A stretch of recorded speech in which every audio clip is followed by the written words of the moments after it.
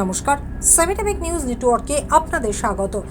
ভোররাতে বন্ধ ঘরের ভেতরে অগ্নিদগ্ধ হয়ে এক ব্যক্তির রহস্য মৃত্যুর ঘটনাকে কেন্দ্র করে তীব্র চাঞ্চল্য ছড়ালো কেষ্টপুরের রবীন্দ্রপল্লী তালবাগান এলাকায়। বছর 50-এর মৃত ব্যক্তির নাম সব্যসাচী চক্রবর্তী। স্থানীয় সূত্রে জানা গেছে, কেষ্টপুরের 24 নম্বর ওয়ার্ড এলাকার দীর্ঘদিনের বাসিন্দা অবিবাহিত সব্যসাচী বাবু দোতলা বাড়িতে একাই থাকতেন। পাশের একটি বাড়িতে তার মা এবং ভাই পরিবার নিয়ে বসবাস করতেন। মঙ্গলবার ভোর রাতে আচমকায় প্রতিবেশীরা দেখতে পান ওই বাড়ির একতলার ঘরে দাউ দাউ করে আগুন জ্বলছে।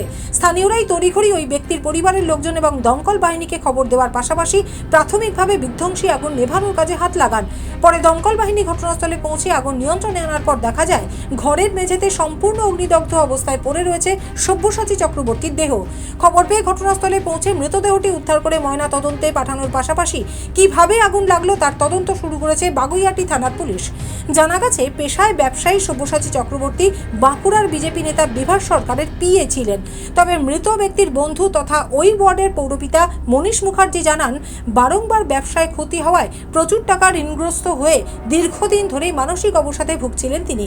সম্ভবত সে কারণেই বন্ধ ঘরের মধ্যে নিজেই আগুন লাগিয়ে মৃত্যুর পথ বেছে নিয়েছেন বলে অনুমান পৌরপিতা মনীষ মুখার্জির।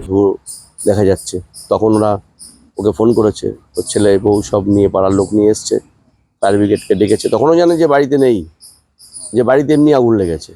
তারপর তো দেখছে এই ঘটনা, মানে অবাক ব্যাপার, এরকম ছেলে এরকম করতে পারে। তবে একদম মারা কি বাইরের দিক দিয়ে দেওয়া ছিল, এটা কি শুনেছেন কিছু? না না না, ভেতর দিয়ে দরজা ছিল, আচ্ছা, ভেঙেই ঢুকেছে। ফায়ার ব্রিগেড ভেঙে ঢুকেছে, তো ফায়ার ব্রিগেডের কাছে রিপোর্ট আছে। তো এইখানে কোনো নেই অ্যাকচুয়ালি কোনো। শর্ট সার্কিট থেকে আগুন না কোনো? না না, ও নিজে থেকেই আগুন দিয়েছে, মেঝেতে পড়েছিল, নিজে থেকেই আগুন দিয়েছে। মর্মান্তিক এই ঘটনায় শোকের ছায়া নেমে এসেছে মৃতের পরিবার সহ স্থানীয় বাসিন্দাদের মধ্যে।